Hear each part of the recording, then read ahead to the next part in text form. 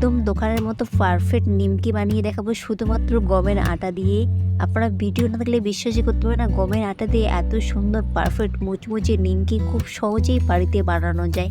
আসসালামু আলাইকুম, সবার স্বাগত ইঞ্জু কিচেনে। আজকে আমাদের রেসিপি নিমকি। প্রথমে একটা পাত্র নিয়েছি, পাত্রের মধ্যে আমি এখানে 2 বাটি নিয়ে নেব গমের আটা। আপনাদের পরিমাণ অনুযায়ী নিয়ে নেবেন। এবার সেখানে আমি দিয়ে দেবো 2 থেকে 2.5 চামচ মতো সুজি। আটাটার পরিমাণ অনুযায়ী সুজিটা নেবেন। 2 বাটি আটা নিয়েছি, তাই আমি এখানে হাফ বাটি সুজি নিলাম। এবার আজওয়ান দিয়ে দিলাম, হাত দিয়ে এখানে ম্যাশ করে, আর দিয়ে দিলাম কালো জিরে।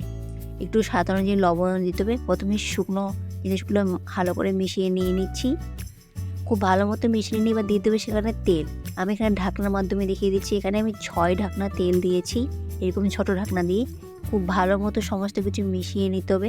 এখানে প্রথমে কোনো জল দিচ্ছি না, এবং তেলটা পারফেক্ট হবে কী করে বুঝতে পারেন, দেখুন এইভাবে হাত দিয়ে জমাট বেঁধে যাচ্ছে চাপ দিলেই। এবার জল দিয়ে ভালো করে মাখে একটা রুটির মতো ডো তৈরি করে নিয়ে নেব। এই যে দেখুন, খুব শক্ত হয়ে নেবে, খুবই নরম না, একটা পারফেক্ট ডো তৈরি নিয়েছি। এবার এটাকে ঢাকনা দিয়ে 10 মিনিট মতো আমি রেস্ট দিয়ে দেবো। 10 মিনিট রেস্ট দিলেই হয়ে যাবে। এই যে 10 মিনিট পরে দেখুন আমি ভালো মতো ডোটা মালিশ দিয়ে দিলাম। এবার ডোটাকে 3টে ভাগে ভাগ করে নিয়ে নিলাম। প্রথমে একটা ডো নিয়ে ভালো মতো আঠা দিয়ে এটাকে রুটি বেলে নেব। আপনারা চাইলে প্লেটের মধ্যে করতে পারেন, তবে আমি এখানে টাইসে করছি, একটু রুটিটা বড় করে করবো, তাহলে খুব তাড়াতাড়ি হয়ে যাবে। খুব ভালোভাবে রুটিটা আমি এখানে বেলে নিয়েছি। একদম খুবই পাতলা করে রুটি বেলতে হবে, তবেই নিমকিটা খেতে ভালো লাগবে।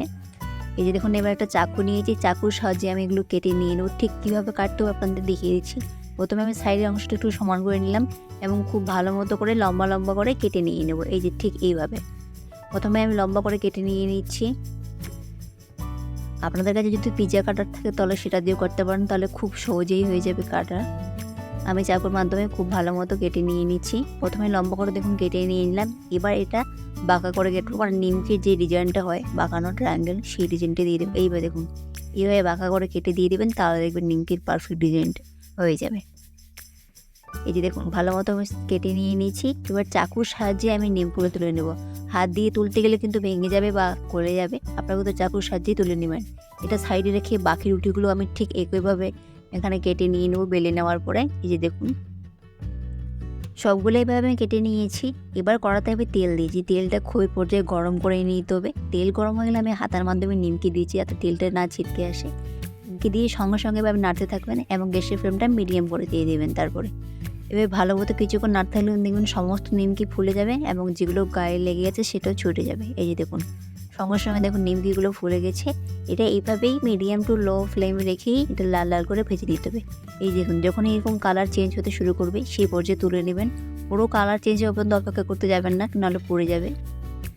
এবার বাকি নিমকিগুলো সেম পদ্ধতিতে আমি ভেজে নিচ্ছি। এইভাবে আপনারাও হাতের মাধ্যমে দিবেন, দেখবেন তাহলে তেল খুব সহজে গায়ে ছিটকে আসবে না, এবং খুব তাড়াতাড়ি ভেজে নেওয়া যাবে।